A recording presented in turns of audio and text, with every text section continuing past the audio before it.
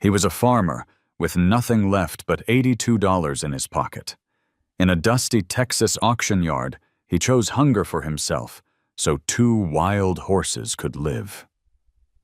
What followed was a battle against drought, storms, fire, betrayal, and his own haunted past.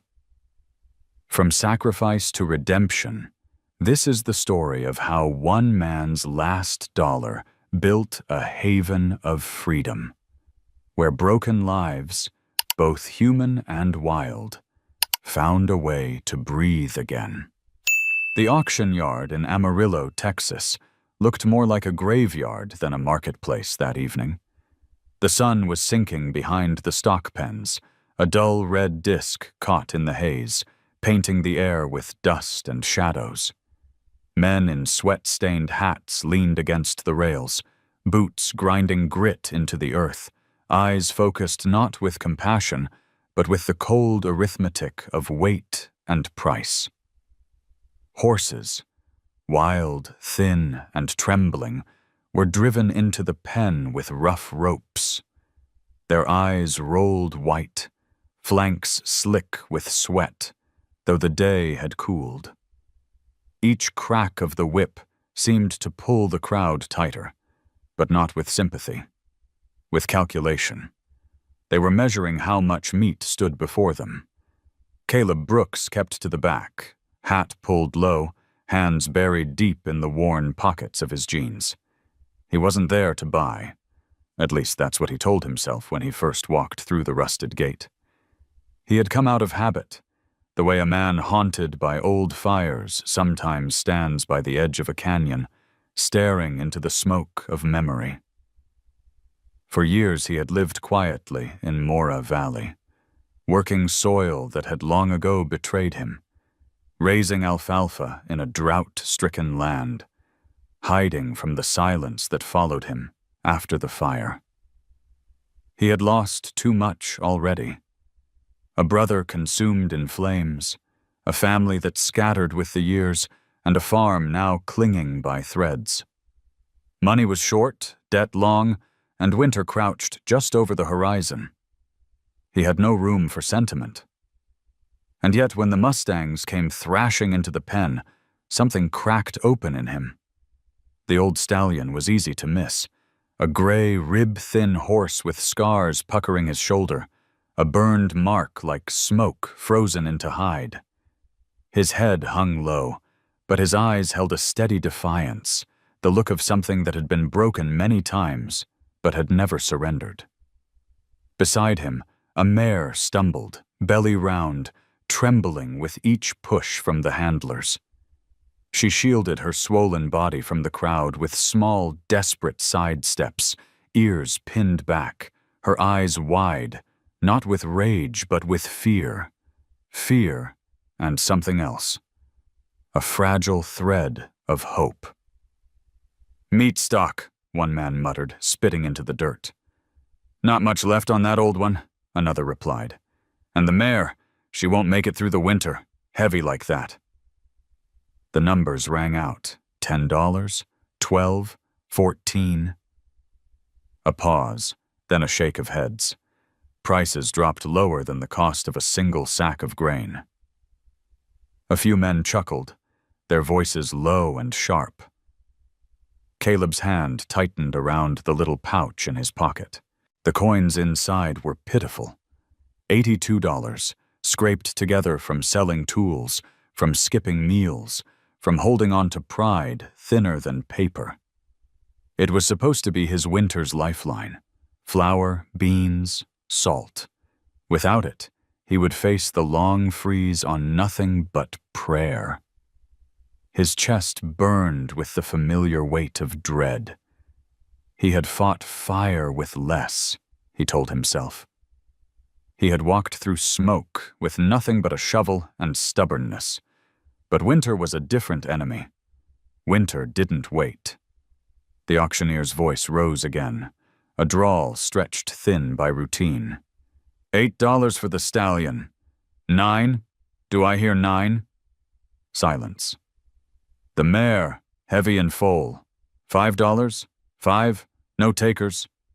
Caleb looked at them both, the gray stallion, the trembling mare, and felt a sharp ache that had nothing to do with hunger.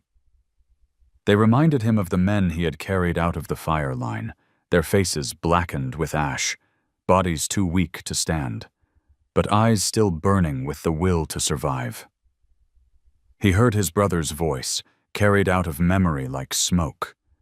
"You don't walk away, not when they're counting on you."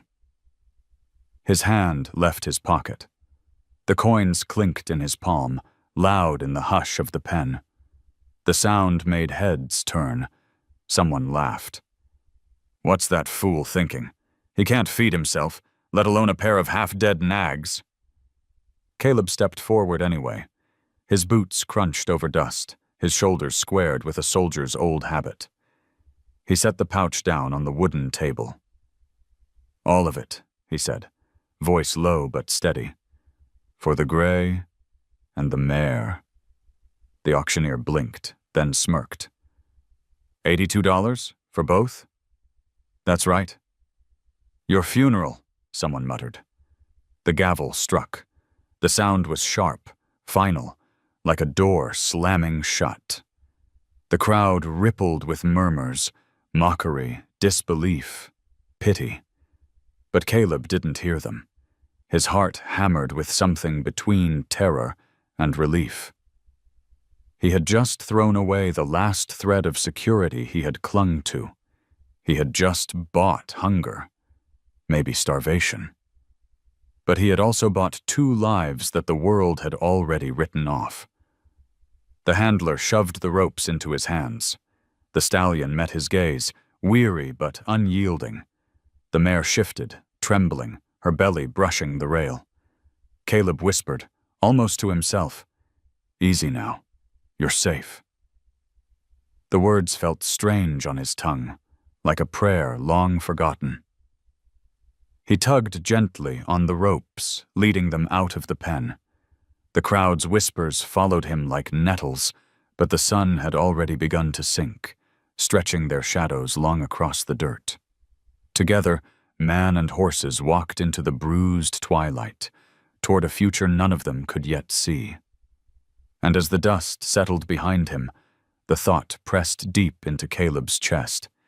He had spent his last dollar not on himself, but on hope. The road back to Mora Valley wound through dry mesas and gullies that had forgotten the taste of rain. Dust clung to Caleb, Brooks' boots settling in his lungs with each step as he led the 2 Mustangs away from the auction yard. The stallion walked slow but steady, head lowered, rope taut in Caleb's calloused hand. The mare lagged, heavy with the weight of unborn life, her breath a shallow rhythm that matched the rasp of wind over the desert. No one followed them. Only the empty sound of cicadas buzzing in weeds browned to brittle stalks. What had begun as a bargain mocked by strangers now became a pilgrimage into solitude. By the time the adobe walls of his farm appeared, twilight had given way to a sky bruised purple and blue. The house stood weary, slumped against the hill, as though time itself had pressed its shoulders down.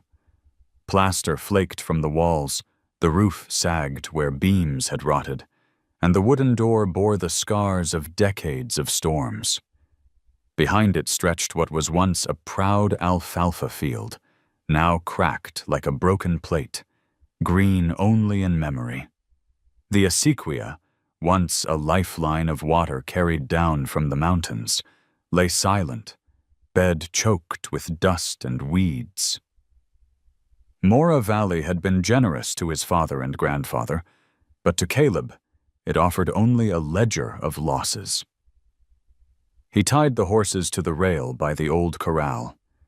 Ash, the gray stallion, tossed his head once, nostrils flaring at the smell of unfamiliar soil, then stilled, watching with eyes that seemed to measure Caleb as much as Caleb measured him. Juniper shifted uneasily, hooves clattering on the dry ground, her swollen belly swaying as she turned. Caleb stroked her neck gently. "It isn't much," he murmured, "but it's what we've got." His voice caught in the silence, sounding almost foreign in a place where words were scarce. Inside, the house greeted him with emptiness. The table bore only a burlap sack with a few handfuls of beans, a strip of salt pork stiff as wood, and coffee grounds too thin to brew. He unwrapped the last loaf of cornmeal bread, its crust hard and hollow. Enough for one man to stretch through the weeks ahead, but not for 3 lives. Hunger pressed in like an old enemy, familiar and merciless. Yet when he looked out the window, saw ash standing sentinel and juniper shifting in the dusk, he felt a strange resolve settle deep in his chest. A sharp knock rattled the door. It was Lily, his niece, her figure small against the desert wind. 15 years old, camera strapped around her neck, her sneakers coated with dust from the long road.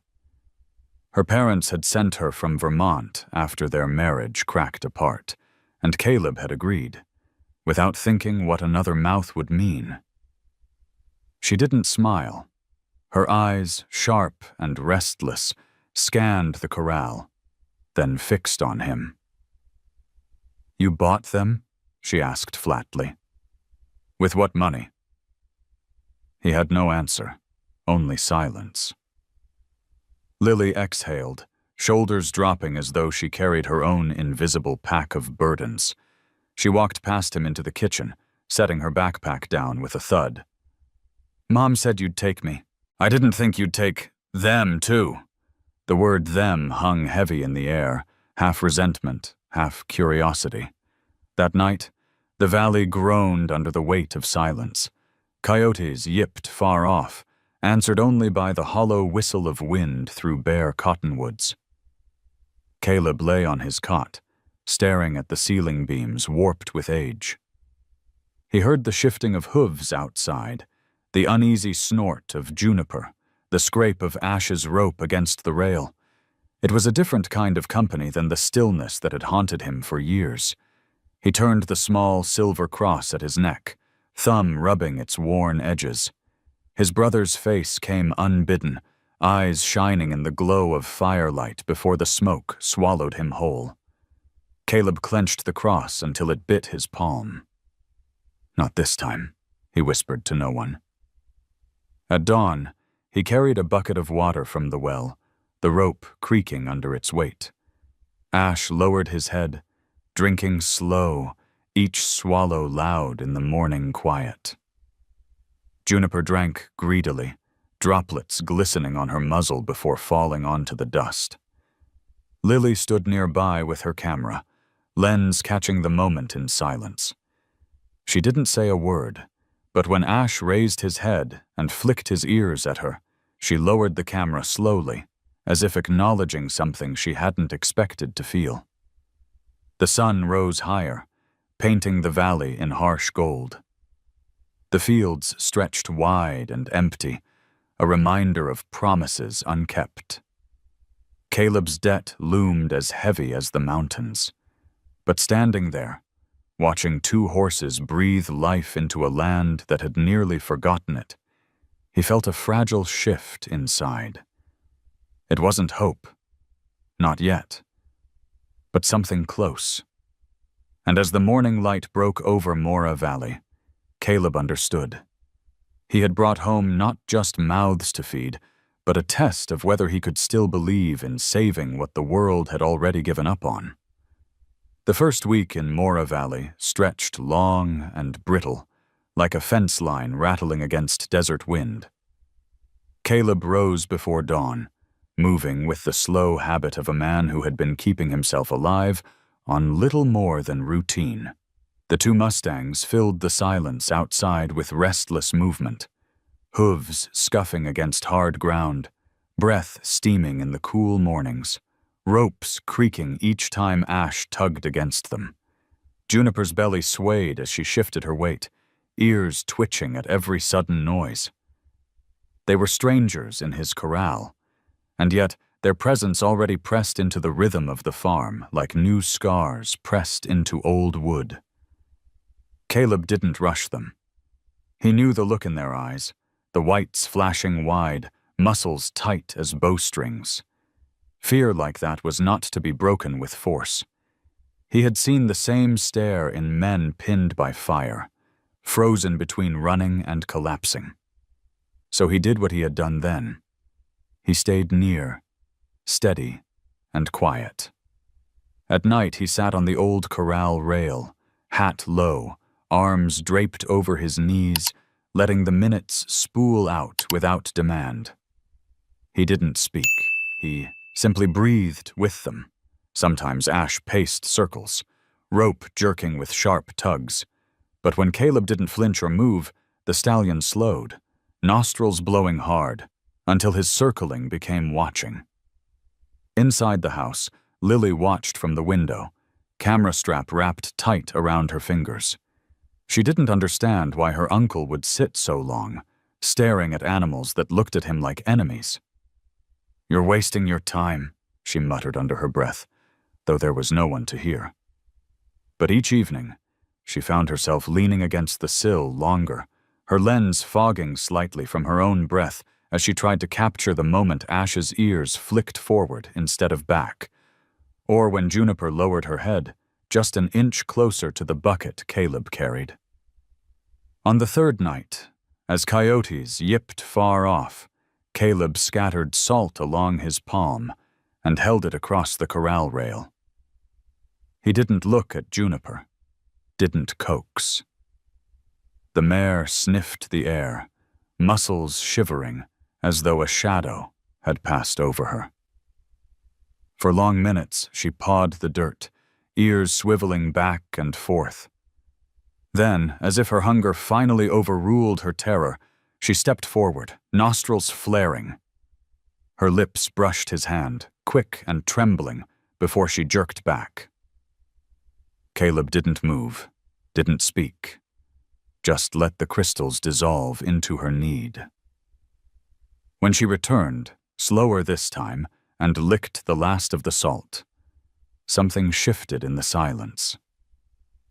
A wall cracked, ever so slightly, and trust seeped through like water finding a fissure in stone. Ash, however, remained a sentinel of suspicion. The burn scar on his shoulder caught the moonlight, a pale reminder of pain. Each time Caleb moved too close, Ash lunged back, ears flat, eyes hard. Caleb didn't press. He knew wounds that deep required more than food or rope. They required time.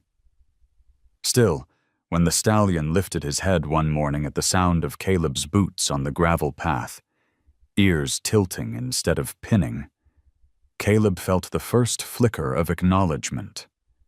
It was not acceptance, not yet, but recognition. Meanwhile, the valley whispered its discontent. A neighbor stopped by, leaning over the fence with a shake of his head. "Those wild ones'll eat what little you've got left. Better off selling them now before they break something." Caleb only nodded, his eyes fixed on the mustangs. He had no words to give, not to the man, not to anyone.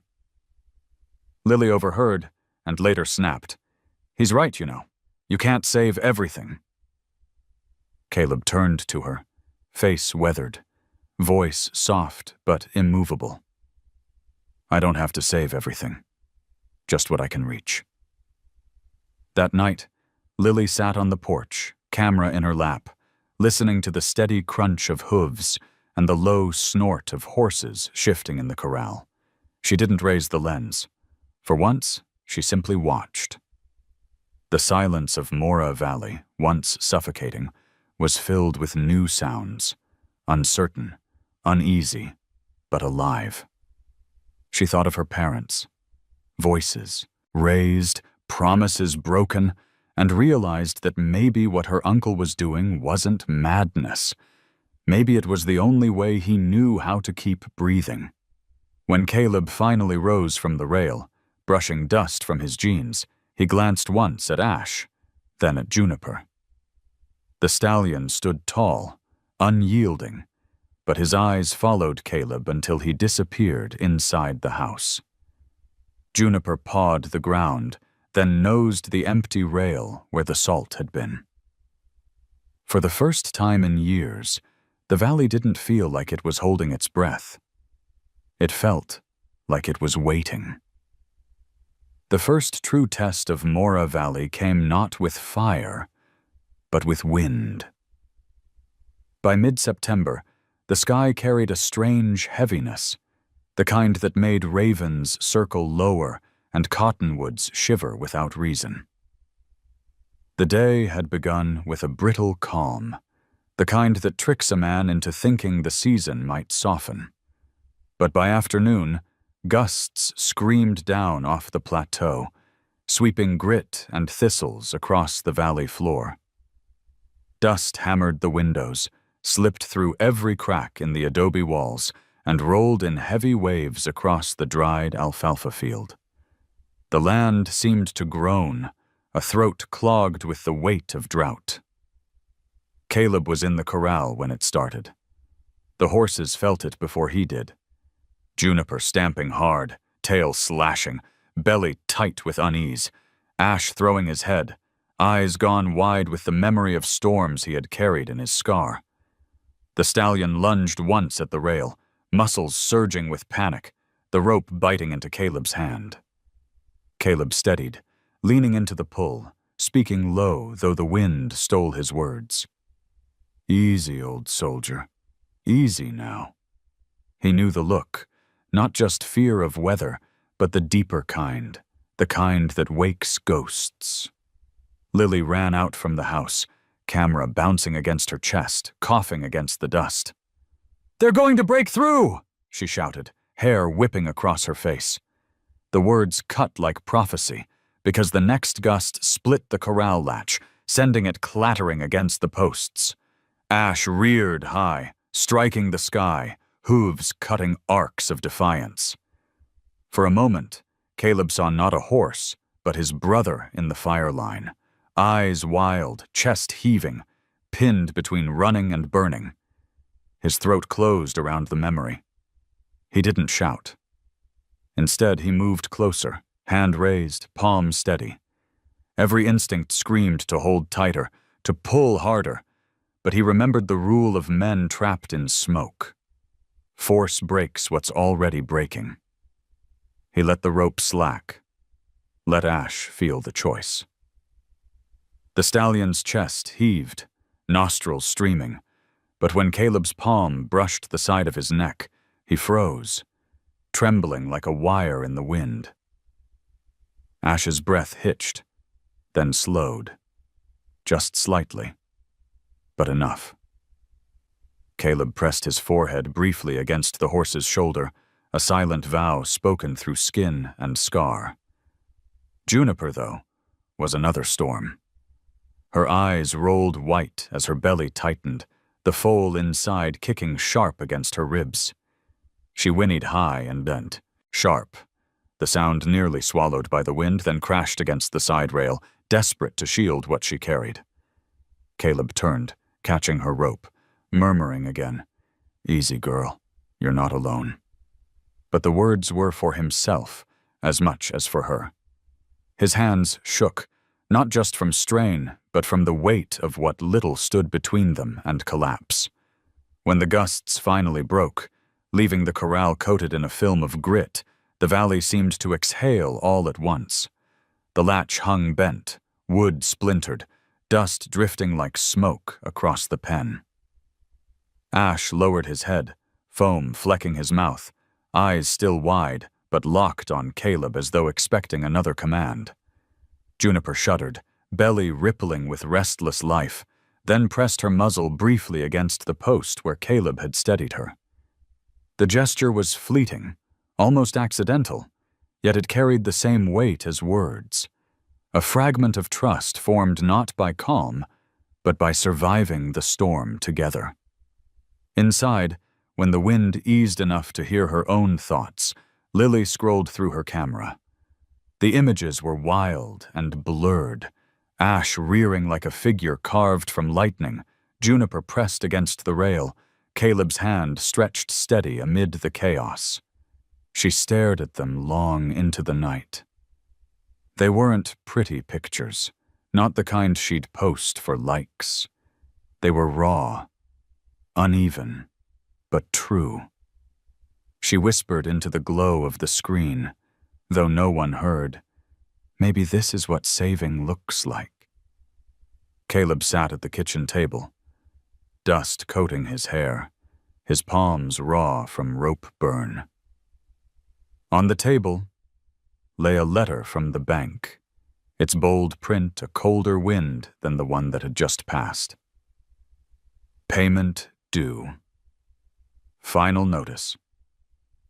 He turned it face down, listening to the muffled snorts outside. For years, silence had been his punishment. Empty rooms, quiet nights, no voices to fill the hollow spaces.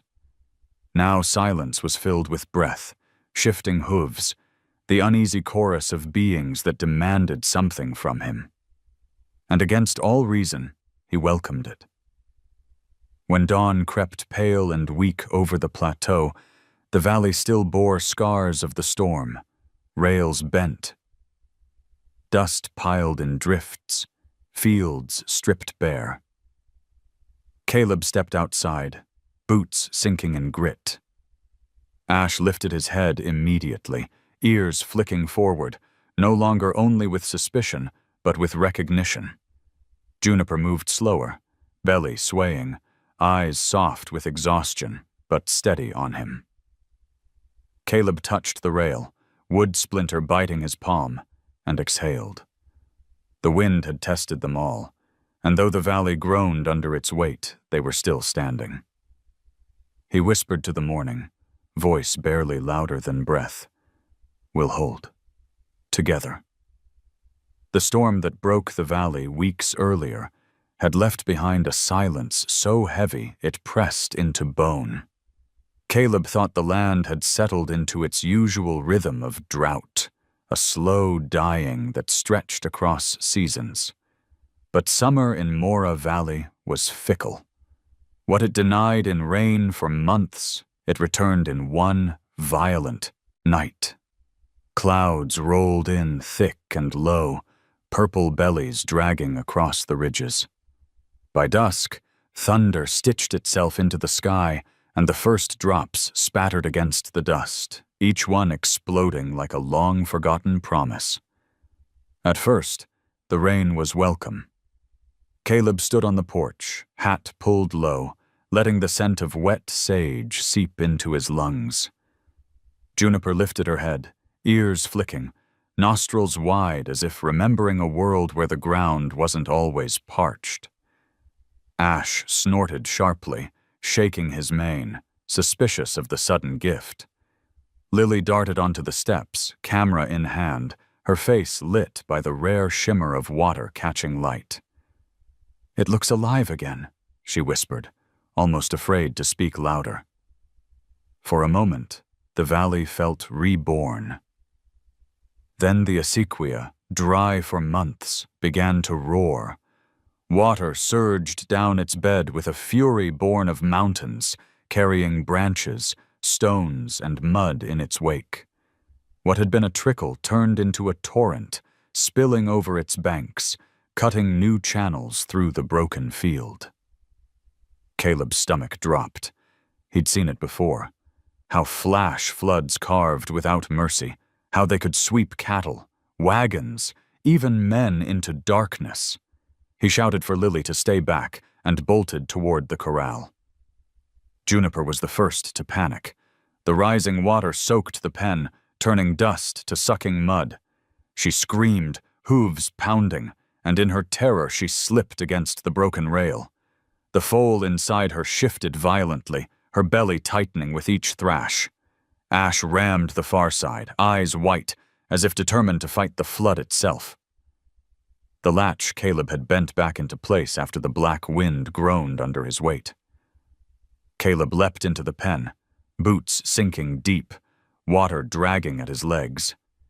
He reached Juniper, grabbing the rope just as it twisted around a splintered post. The current surged, pulling her sideways, her body half submerged, her cries sharp enough to cut through the thunder. "Hold her head up," he shouted. But Lily was already there, ignoring his command to stay away. She had the flashlight clutched in one hand, beams scattering across the chaos, her sneakers vanishing in mud.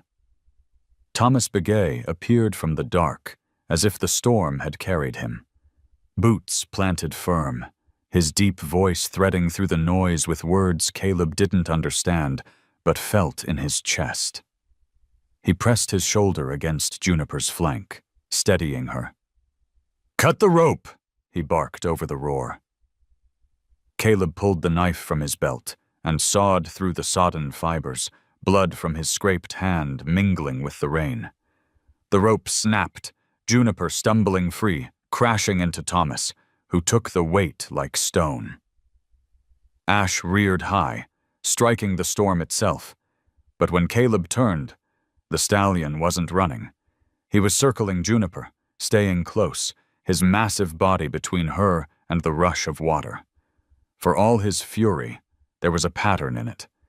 Protection, not panic. Caleb felt the breath rip from his chest. Even here, with everything trying to tear them apart, some instinct stronger than fear still held. The three of them wrestled Juniper out of the pen, into the higher ground by the barn. Her belly rippled with another sharp contraction, and Caleb's blood froze. Too soon. The foal wasn't meant to come in storms like this, not in mud and cold. Juniper trembled, sides heaving, eyes rolling. Caleb steadied her with both hands, his voice breaking against the storm. "Not yet, girl. Hold on. Please." The rain finally eased near midnight, retreating as quickly as it had come. But the damage was done. The field lay drowned beneath a sheet of brown water, the acequia carved wider than before. The corral rails sagged, broken again.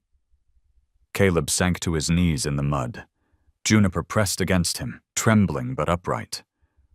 Lily leaned against the barn wall, soaked and shaking, her flashlight beam still trembling across the ground. Thomas wiped water from his brow, his chest rising heavy, then looked at Caleb with an expression that carried no judgment, only recognition. "Storms don't care what they take," Thomas said quietly. "But you brought her out. That matters." Caleb couldn't answer. His palms were raw, his body aching, but what haunted him was not the wreckage of wood or soil. It was the sight of Juniper's flanks tightening in labor-like spasms, the knowledge that her foal had been pushed closer to life than it should have been. He touched her damp neck, whispering again, "Not yet, just a little longer." When morning came, the valley smelled of wet earth, a fragrance so rare it felt like a lie. But beneath the beauty lay threat. Crops drowned, fences ruined, debts deepened. Caleb walked the ruined field, water lapping against his boots, and felt the weight of loss press down harder than the flood. Yet when he looked back at the barn, saw Lily brushing mud from her camera, saw Thomas resting a hand on Ash's scarred shoulder, and saw Juniper, tired, trembling, but alive, he realized survival had already claimed a small victory. And in that fragile dawn, Mora Valley didn't feel abandoned. It felt as though the land itself was watching, waiting to see what Caleb Brooks would do next. The morning after the flood broke over Mora Valley was bright, deceptively calm, the air washed clean of dust. Birds picked at the edges of the drowned fields, their wings flashing against waterlogged soil. From a distance, it looked almost like life returning. Up close, it was ruin. Caleb stood at the edge of what had been his alfalfa crop, boots sinking in muck, the acequia cut into a wound that bled across his land. Every step he took squelched with loss. What little he had hoped to sell for winter feed had been stripped away overnight. Inside the barn, Juniper leaned against the wall, eyes heavy but alert. Her belly rippled occasionally, the foal restless inside her, but she stood steady, refusing to collapse. Ash lingered close, his scarred shoulder brushing. Against her flank, silent guardian. Caleb watched them as he fed out the last flakes of hay, his jaw tight. There were maybe 3 days left in the stack, and half the beans in the burlap sack had already spoiled in the damp. Hunger wasn't on the horizon anymore. It had arrived and sat at the table. That afternoon, he walked into the shed and pulled down the machine that had been his father's, an old but still working hay cutter. Its blades were dull, its paint chipped to the color of rust, but it was worth money, the kind of money that could buy feed if sold quick. Caleb's hands lingered on the handle, memories pressing in with every scrape of his palm against the worn steel. His father had shown him how to grease the gears one summer evening, the air thick with alfalfa scent. "This machine keeps us alive when the rain won't," he had said. And now Caleb stood staring at it, realizing he would have to trade survival for survival. Lily found him there, grease smearing his knuckles. "You're selling it?" Her voice cracked with disbelief. "Without it, how do you even grow next season?" Caleb didn't answer at first. He just wiped his hand against his jeans, leaving a dark streak, and lifted the cutter upright. "Next season doesn't matter if we don't make it through this one," he said finally, voice low, steady. Lily's camera hung against her chest, forgotten. "You're giving up," she accused. Her words weren't sharp out of cruelty, but fear, the kind of fear a child carries when everything solid begins to crumble. Caleb turned to her then, meeting her eyes. His were dark, worn, but resolute. "I'm not giving up," he said. "I'm choosing what to lose, so the rest has a chance." He loaded the cutter onto the back of his old pickup, its tires sagging under the weight. The road into town was long and rutted, but by dusk he returned with sacks of hay, bags of grain, and a roll of mineral salt. Enough to last a little while. He carried the feed into the barn, each bundle thudding against the ground like the beat of a weary drum. Ash lifted his head, nostrils flaring at the new scent. Juniper pressed closer, ears tilting forward. They didn't know the cost, couldn't know what had been given up for them. But they ate, slow and steady, and the barn filled with the sound of chewing, the sound of life insisting on itself. That night, Caleb sat at the table with Lily across from him. She pushed her food around on her plate, eyes shadowed, before blurting, "What happens when there's nothing left to sell?" The words hung heavy, daring him to answer. Caleb set down his fork, folded his hands, and let the silence stretch. Finally, he said, "Then we start again with nothing. That's what this valley taught me a long time ago." His voice wasn't bitter, only tired. Later, when Lily slipped outside with her camera, she captured a photo of Ash standing guard over Juniper in the moonlight. The stallion's ears flicked at her shutter, but he didn't shy. She studied the image on her screen. A scarred horse, a trembling mare, and the faint outline of her uncle in the background, head bowed but unbroken. She saved it, not for likes or shares, but because it felt like proof. Proof that sacrifice wasn't just loss, but the measure of how far someone would go to keep others alive. Caleb returned to the barn just before midnight. He leaned against the post, listening to the rhythm of chewing, of hooves shifting, of life that cost more than he thought he could pay. He pressed his hand to the worn wood and whispered, so soft it vanished into the night air, "You'd better make this worth it." But even as he said it, he knew the price had already been paid. And that was reason enough. The season turned brittle again. Summer's brief gift of rain had passed, leaving behind the smell of damp earth that soon vanished under the returning dryness. Mora Valley went back to its silence, crickets chirping, coyotes calling in the night, the faint groan of wind through the cottonwoods. Caleb thought the storms had tested him enough, but the land wasn't done. In late September, smoke began to drift in from the north. At first it was a faint haze, like dust caught in the low sky. By evening it thickened, painting the horizon a bruised red. Somewhere beyond the ridges, another wildfire had taken hold. Caleb's chest tightened at the scent, his breath catching on old memories that clawed their way forward. Ash felt it too. The scarred stallion grew restless, hooves striking the dirt, ears pinned, body quivering like a bowstring drawn too tight. His fear was sharp and sudden, the kind that carried history in its marrow. That night, as the valley filled with the acrid sting of smoke, Ash broke. With a violent lunge, he snapped a rail and burst into the yard, eyes wild, nostrils flaring as if the flames themselves were chasing him. Caleb went after him without hesitation. He didn't grab the rope or shout commands. He stepped into the haze, raising his hands slowly, palms open, moving the way he once had toward men blinded by terror. "Ash," he whispered, though his voice broke against the dry wind. The stallion spun, muscles coiled, ready to fight or flee.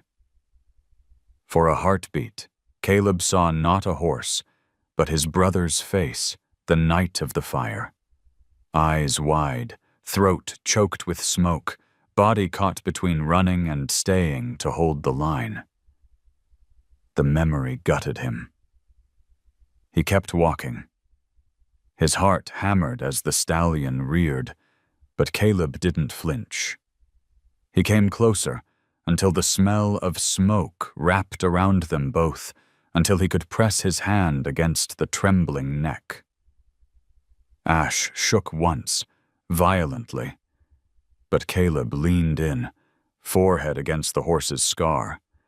His voice was raw, words torn out of a place he had buried too deep. "I couldn't save him," he confessed, the words spilling into the smoke. "My brother, I pulled men out of fire. I carried. Strangers. But I left him. I left him in the flames, and I've carried it every day since." His breath came ragged, mixing with ashes, two survivors choking on the same ghost. Ash's chest heaved, but his hooves stilled. The stallion's eyes flicked, not soft, not forgiving, but steady. Caleb pressed his hand harder into the rough coat. "I can't change what I lost," he whispered. "But I won't walk away again. Not from you, not from her, not from this valley." Behind them, Lily stood frozen in the porch light, camera clutched tight, but unused. She had never heard her uncle speak of his brother. She had only known the silence that pressed on him like a second skin. Now the words poured out into the night, jagged and broken, yet truer than any story she had imagined. Her throat ached, and without thinking she whispered into the dark, "Then we stay, all of us." Caleb turned at her voice, his face lined with soot and grief, but for once he didn't hide. He nodded, slow, as if her vow had joined his. Ash exhaled. a long tremor shaking through his frame, then lowered his head against Caleb's chest. It was not surrender. It was recognition. A fragile truce forged in smoke and memory. The valley held its breath. The fire never reached them. Not this time, but the smoke lingered for days, seeping into clothes, walls, and dreams. Yet for Caleb, something had shifted. The weight he carried was no lighter, but it had been spoken aloud, and in speaking it, he no longer bore it alone. Ash had heard it, Lily had heard it, and somehow that was enough to steady him. When dawn broke, painting the sky pale and thin, Caleb walked the fence line with Ash pacing behind, Juniper watching from the barn, Lily trailing with her camera lowered at her side. For the first time in years, he felt the ache of memory without being crushed by it. The smoke still clung to the valley, but through it rose the faint scent of hay, life breathing through ash. October came with mornings cold enough to frost the edges of the cottonwoods. The smoke had drifted north, leaving behind air that tasted sharper, cleaner. But the valley wore its silence like a warning. The flood had cut scars through the alfalfa field, and the wind had splintered fence rails, but now a different battle pressed in, one written not in weather, but in paper. Caleb found the old cedar trunk buried under a tarp in the shed. He had been searching for extra blankets, but what he uncovered was something else. Yellowed papers tied with twine, stamped with seals that looked official even under layers of dust. He carried them to the table, spreading them out beneath the flicker of the oil lamp. Water rights, easements, survey maps sketched in his father's steady hand. Caleb traced the lines with a calloused finger, realization dawning like slow fire. His father hadn't left him only land. He had left him leverage. In a valley where water was more valuable than gold, the acequia carved across, his field was not just a ditch. It was power. Lily leaned over his shoulder, brows furrowed. "What does it mean?" she asked. Caleb hesitated, then tapped the seal.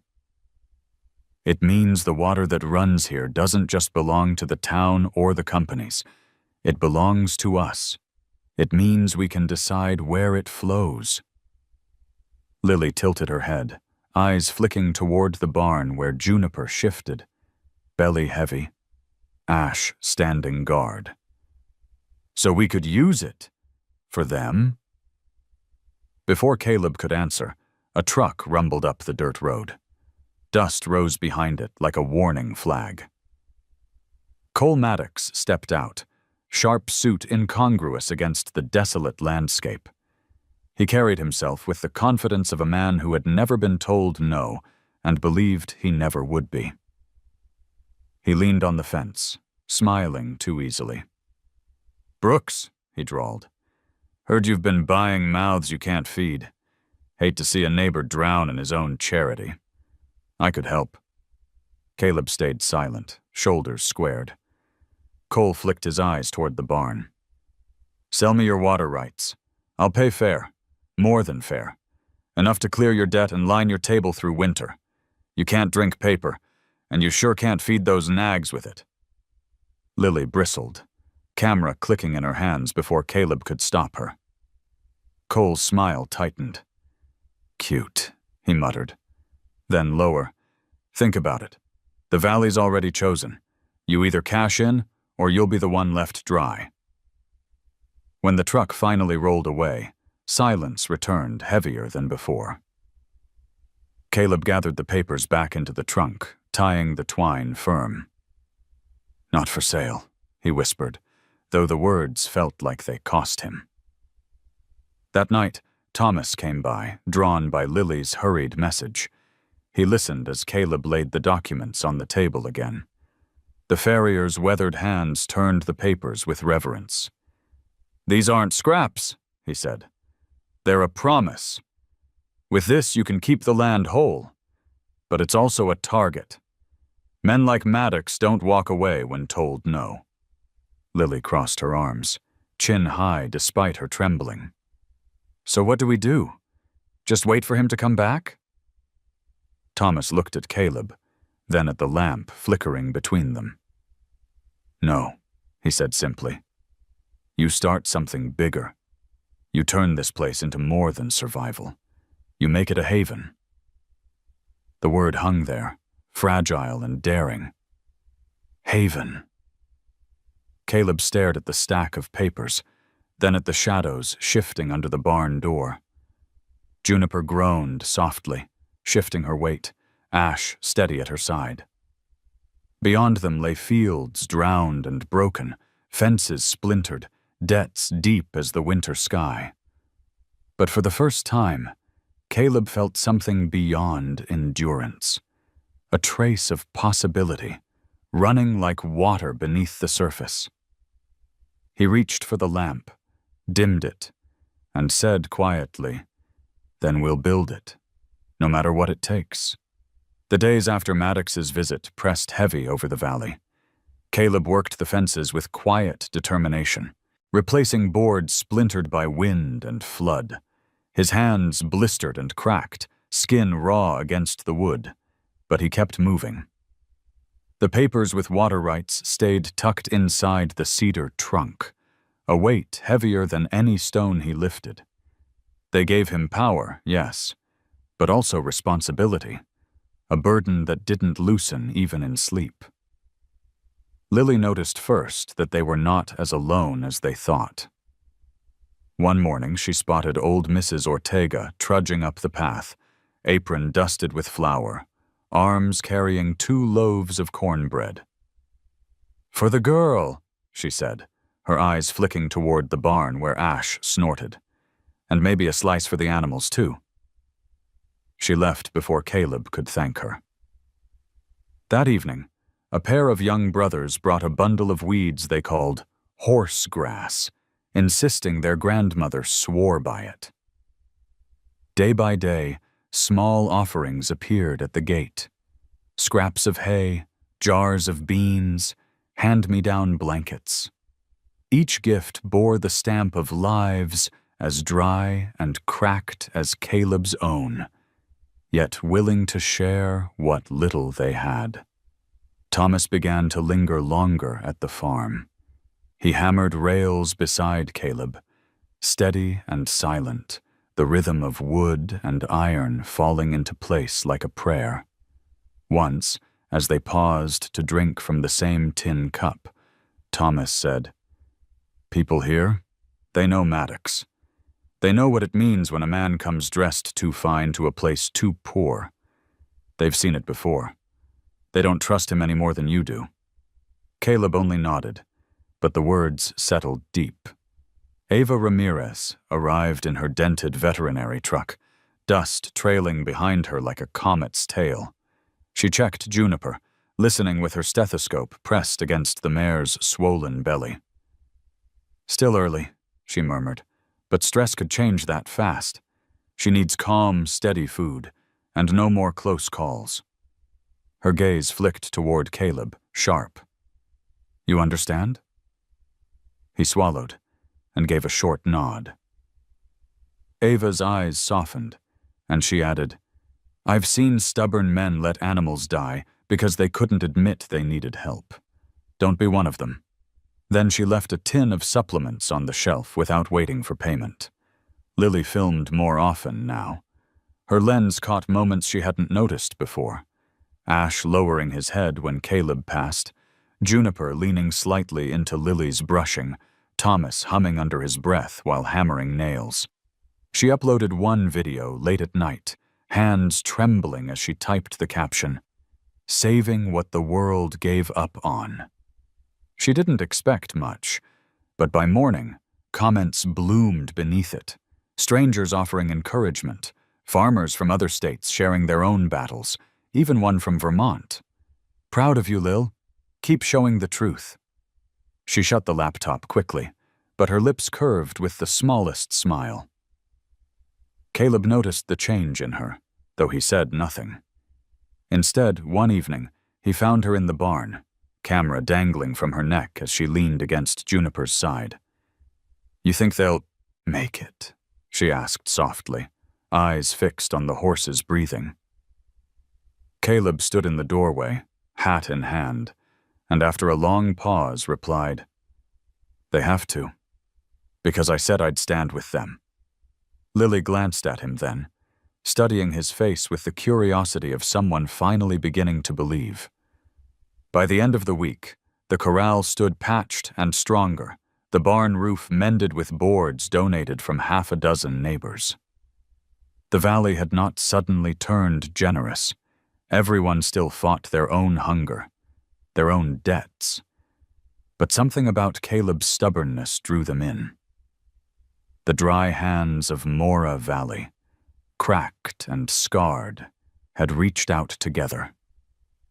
That night, Caleb walked the fence line under a thin crescent moon.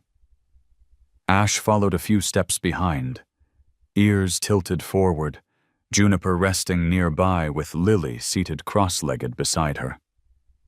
Caleb's chest ached with exhaustion, but for the first time, it wasn't hollow. He whispered into the dark, barely audible, "Maybe we're not alone after all." The words drifted into the cool night, carried on the faint trickle of the acequia. The valley, scarred and weary, seemed to listen. The first signs came in silence, an unease in the air, a strange stillness that settled over Mora Valley like a warning. Dogs barked without reason, owls abandoned their perches. Caleb noticed Ash pacing near the gate, nostrils wide, ears flicking sharply toward the ridges. Juniper shifted restlessly in the barn, her swollen belly quivering as if sensing danger before it arrived. Even Lily felt it, glancing up from her camera to the sky, where clouds gathered without stars. By midnight, the wind rose. Not the screaming gusts of the Black Plateau storm, but a steady, smothering gale that pressed against the house and barn with suffocating weight. Caleb stepped outside, lantern in hand, and the darkness met him like a wall. There were no stars, no moon, only the black breath of sky swallowing every light. He tightened his grip on the lantern, flame trembling inside the glass.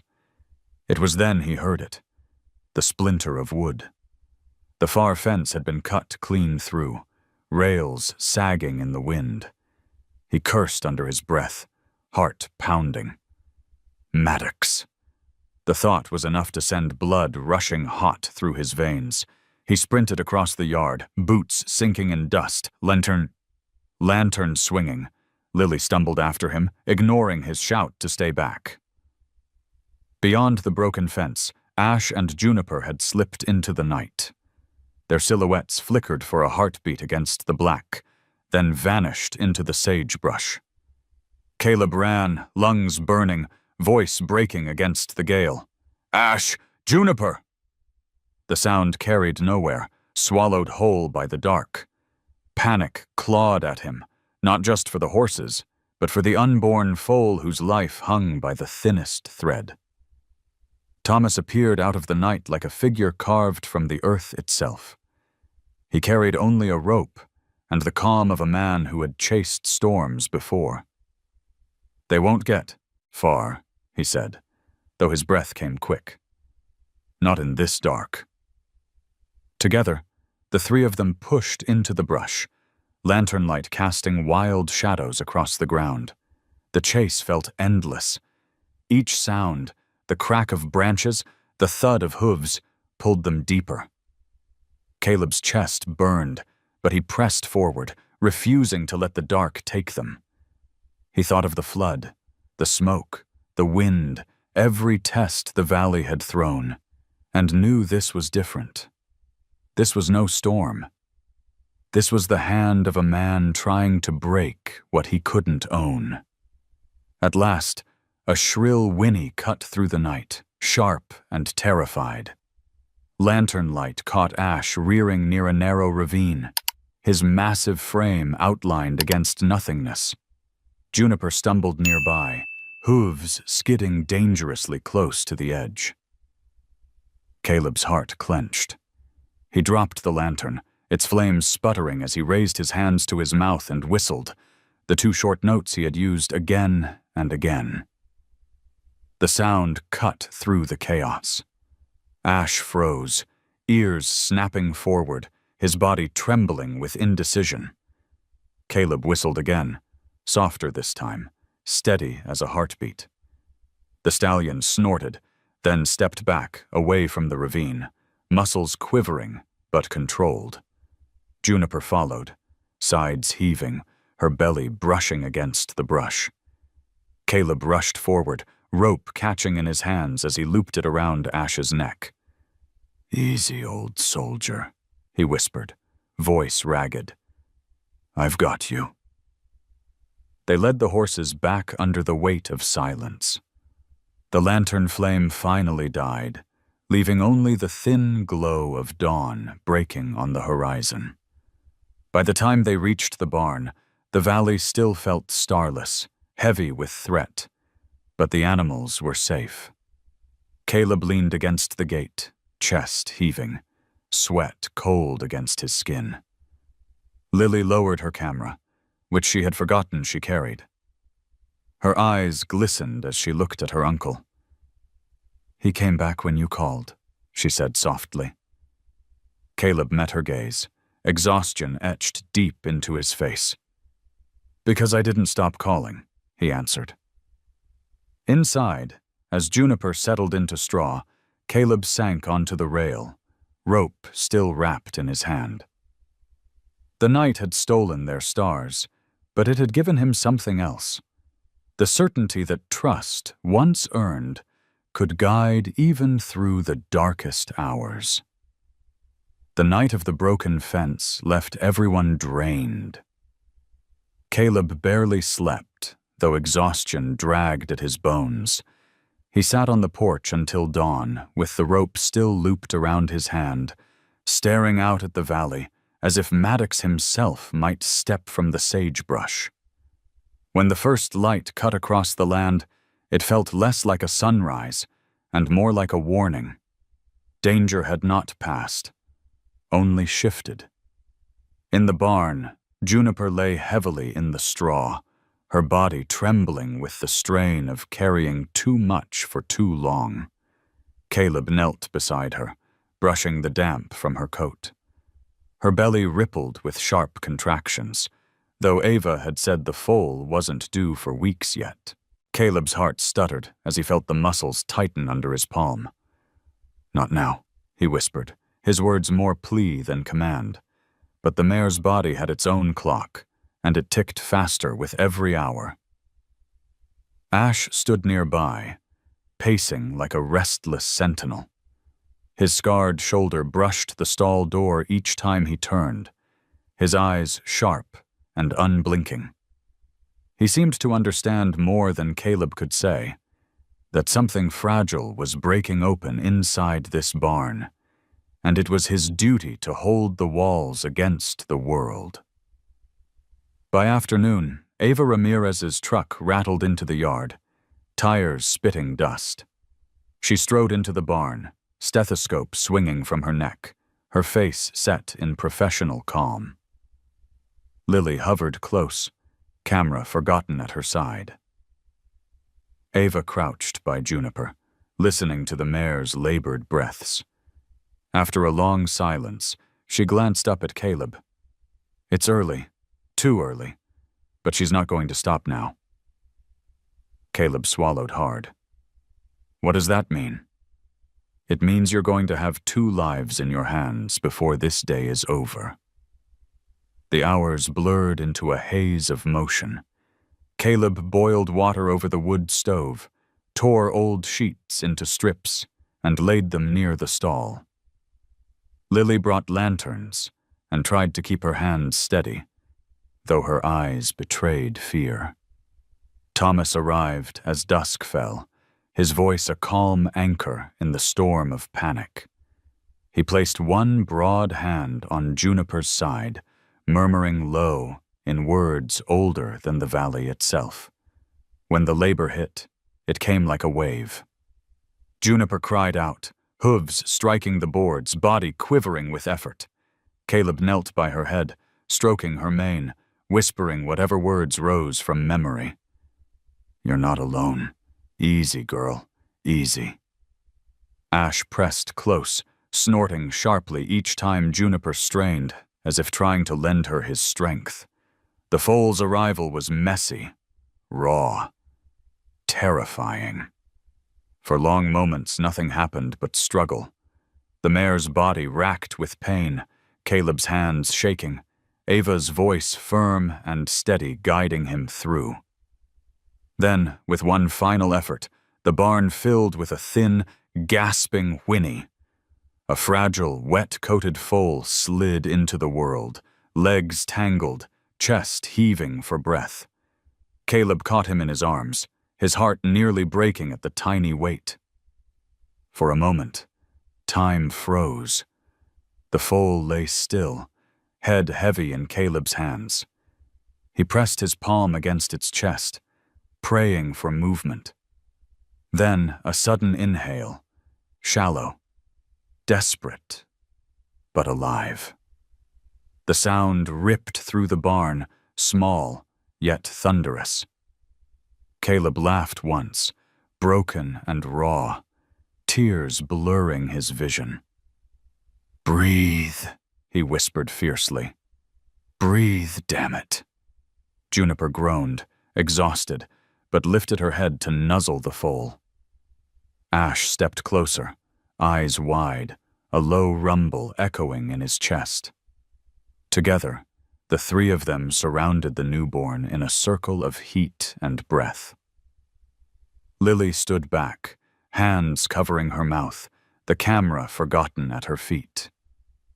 She had never seen life arrive so close to death, had never felt the air shift so completely in one moment.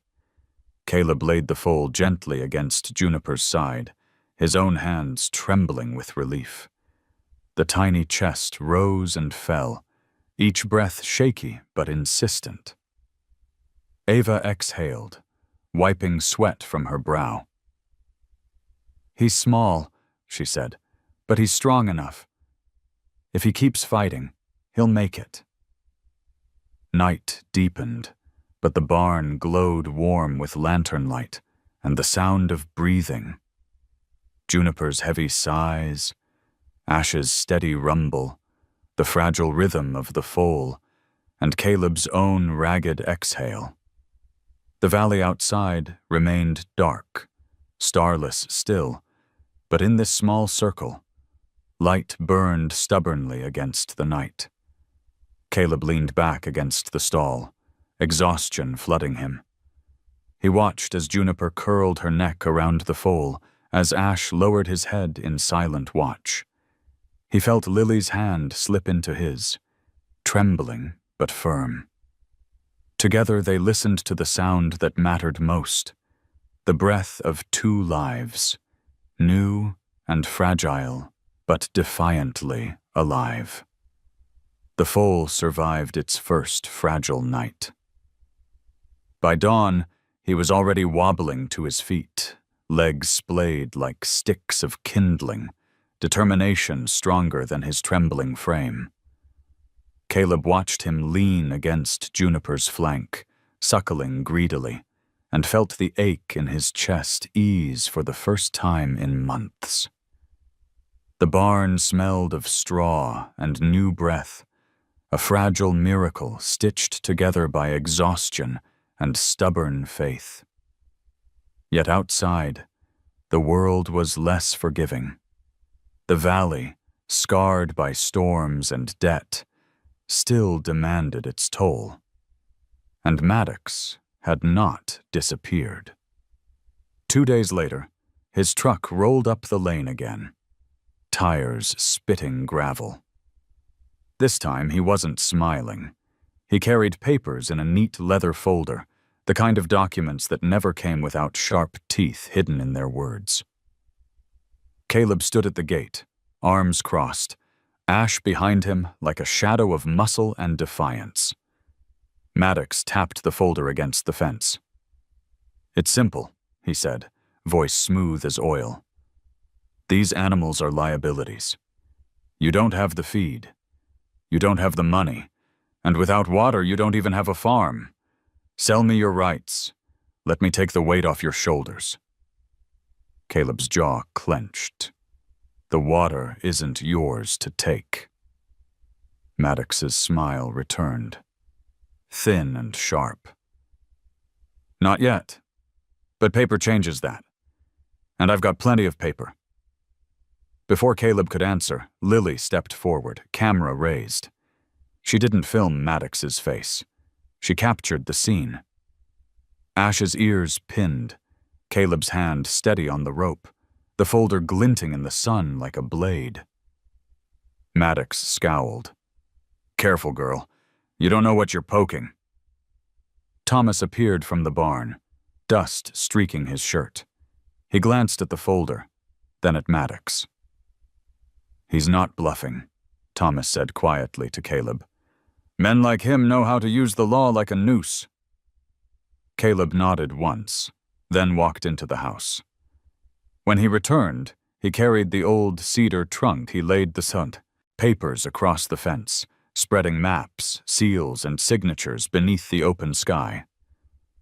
Maddox leaned forward, eyes narrowing. "These are rights signed by the state. They give me control of the acequia through this land. My father kept them, and now they're mine," Caleb said, voice low but steady.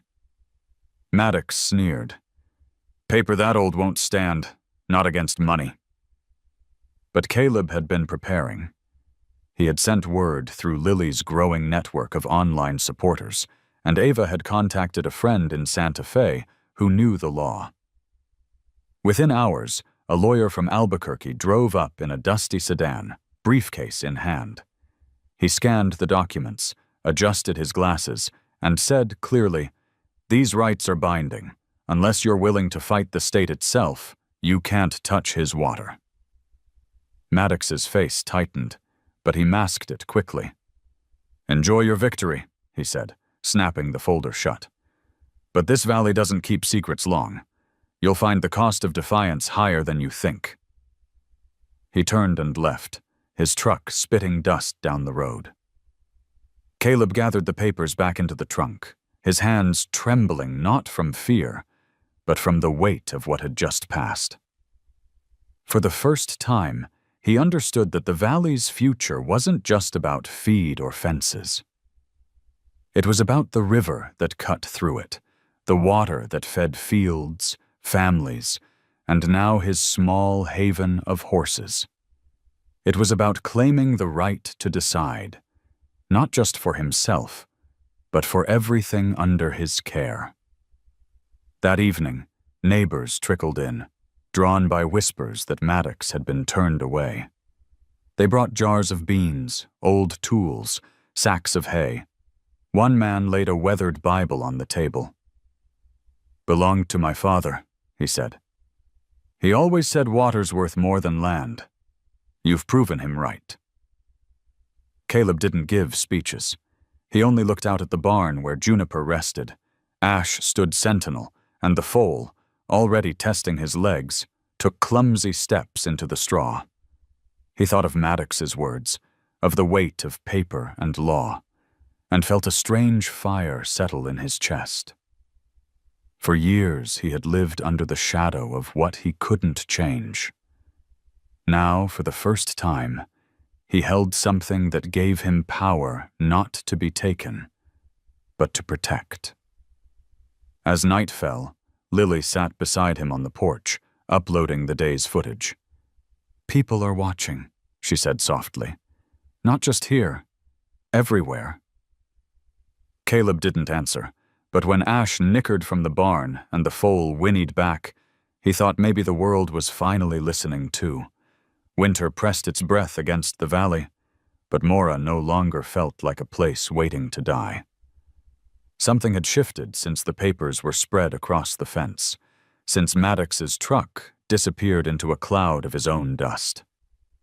Caleb still woke each day to chores that outpaced his strength, mending fences, hauling hay, cutting wood. But now he wasn't alone.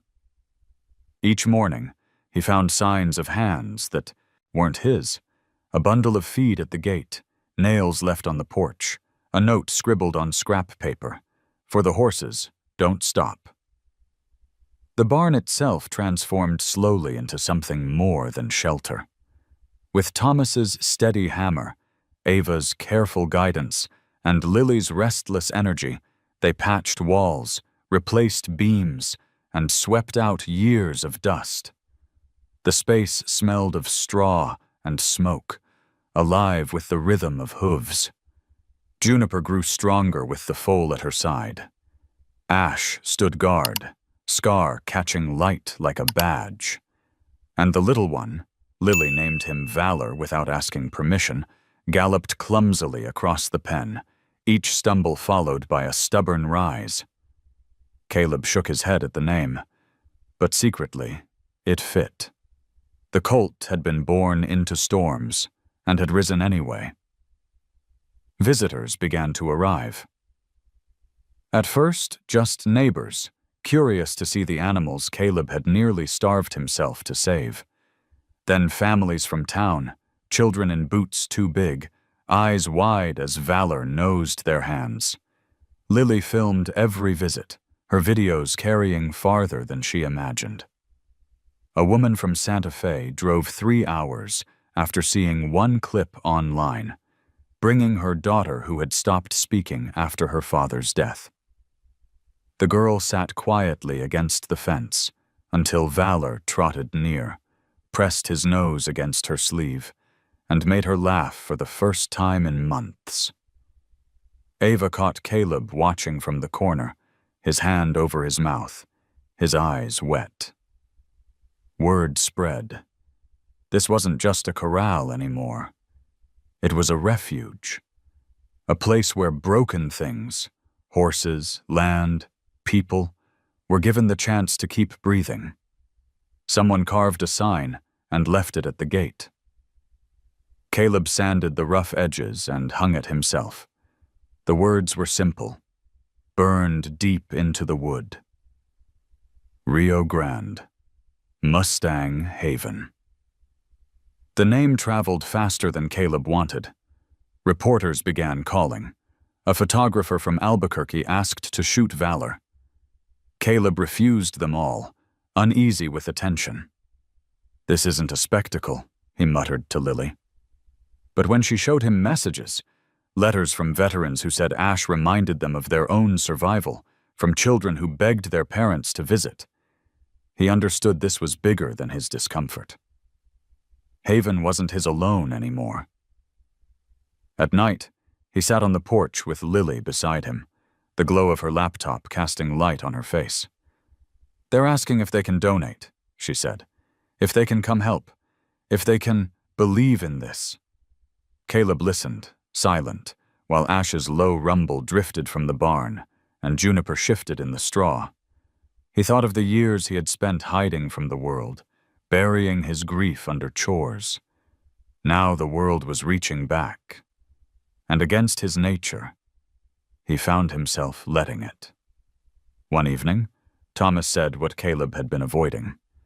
"A haven doesn't survive on one man's will. It survives on community.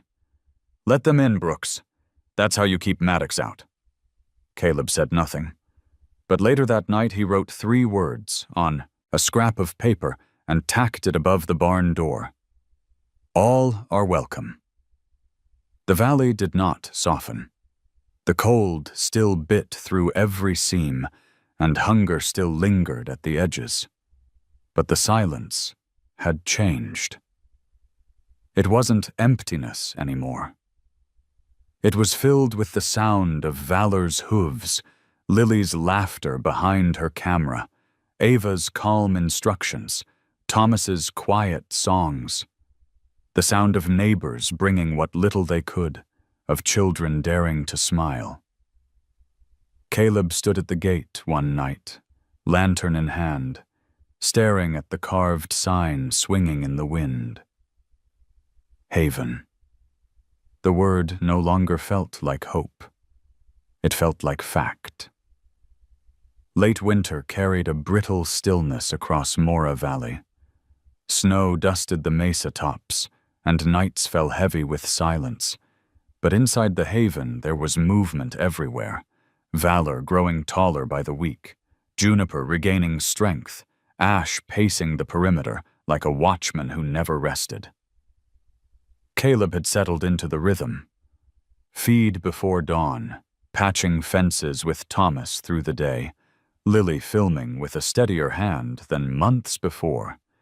It almost felt like life had taken root again. Almost. One morning, a convoy of government trucks appeared on the ridge, kicking up trails of frost and dust. They bore the emblem of the Bureau of Land Management. Caleb's heart tightened as he watched the vehicles roll down into the yard. A woman stepped out, clipboard under one arm, her parka zipped against the cold. She introduced herself as Ranger Collins. Her words were careful, professional, but they carried the weight of decision. "We've been tracking Mustang herds in Wyoming," she said. "We're reintroducing older stallions to stabilize the groups. Ash, he's a candidate. Strong, scarred, dominant enough to lead. It's the kind of life he was bred for." Caleb's throat closed. He looked at Ash, standing steady in the corral, ears flicked forward as though he understood every word. Freedom. The word rolled through Caleb's mind like a blade. Haven had given Ash safety, food, companionship. But was it enough for an animal born of wind and fire? Lily bristled instantly. "You can't just take him," she snapped, clutching her camera. "He's part of us." Colin's gaze softened. "I'm not here to force anything. It's a choice. But the wild isn't just where they came from. It's who they are." That night, Caleb walked the fence line alone. Snow squeaked under his boots, his breath clouding the air. Ash followed, as he always did, shadow at his shoulder. Caleb stopped near the gate and leaned against the rail, eyes burning in the cold. "I kept you alive," he murmured.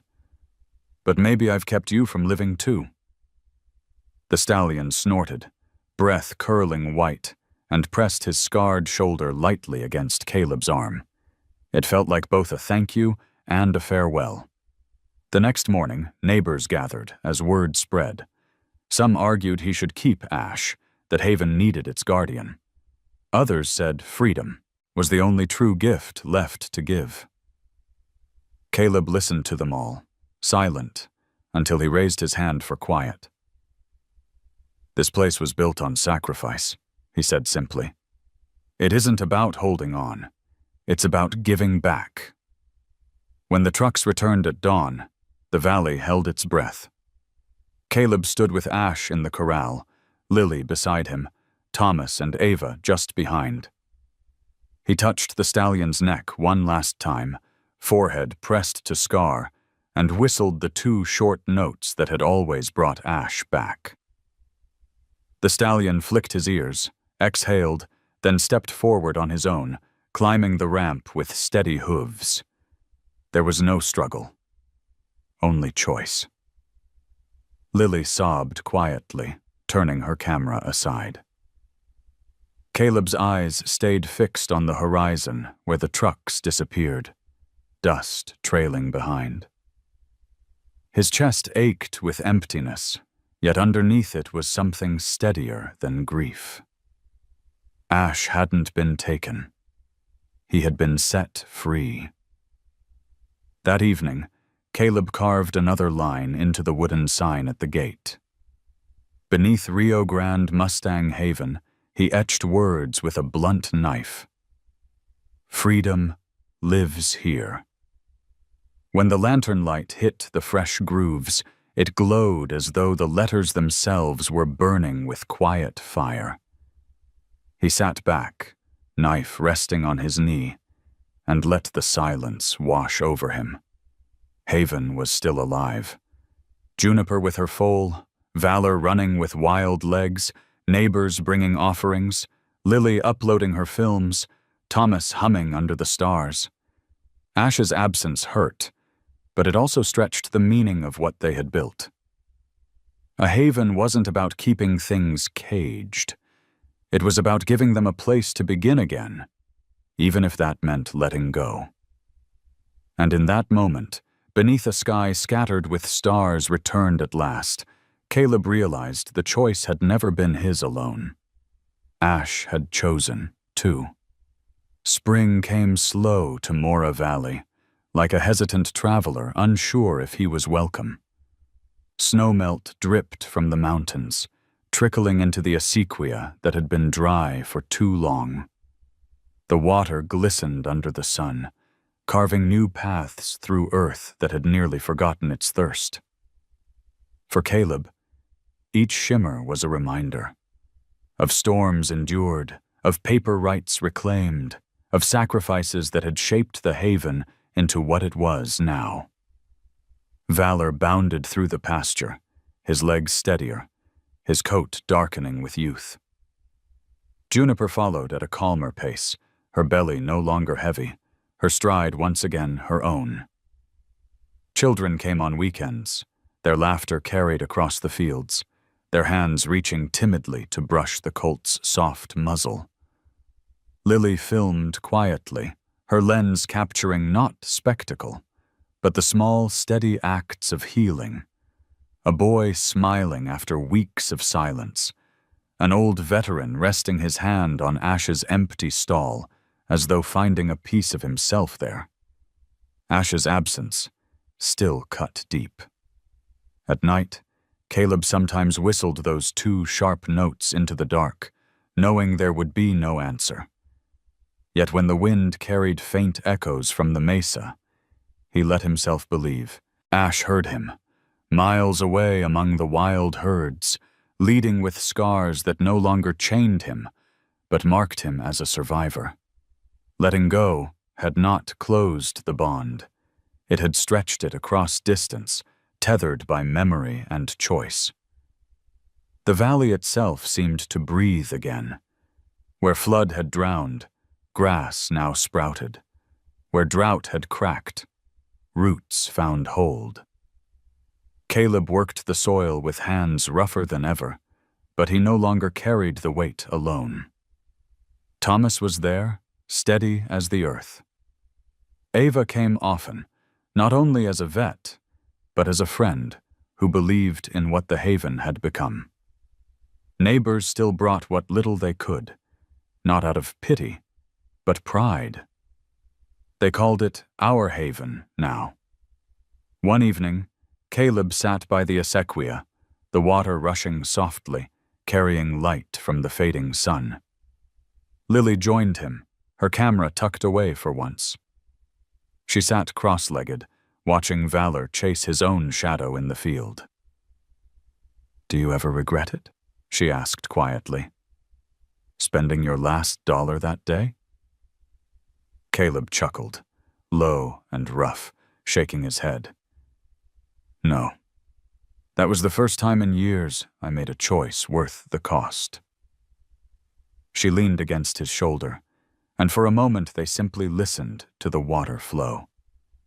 The sound was steady, unbroken, carrying forward just as the haven would, long after both of them were gone. Caleb thought of his father, of his brother lost in the fire, of Ash vanishing into the wild. He thought of the foal breathing against his hands, fragile but determined. He thought of neighbors arriving with dry hands full of gifts, of strangers across the country who now believed in a place that had nearly been buried in silence. When the last light dipped, Caleb stood, brushing dust from his jeans. He walked to the gate where the wooden sign swayed gently. Rio Grande, Mustang Haven. Below it, the words he had carved in a moment of grief and hope. Freedom lives here. He ran his fingers across the grooves, feeling the truth of them deepen. Behind him, Valor whinnied, Juniper answering with a softer call. Lily laughed at the sound, her voice mixing with theirs. Caleb looked out at the horizon, where the river bent and disappeared into distance, and knew the story was no longer about one man, one farm, or even one herd. It was about what survived when everything else was taken. The water flowed, carrying time with it, and the haven stood, scarred, stubborn, alive. And in that quiet, Caleb whispered the same words that had begun it all, not for the horses or the valley, but for himself. You're safe now. And now, after all the storms and sacrifices, Haven still stands, scarred but alive. If this story touched you, drop a simple comment, even just a 0 or 1, to let us know you're here with us. Don't forget to subscribe, because more stories of hope, freedom, and the unbreakable bond between humans and horses are waiting for you in the next chapter.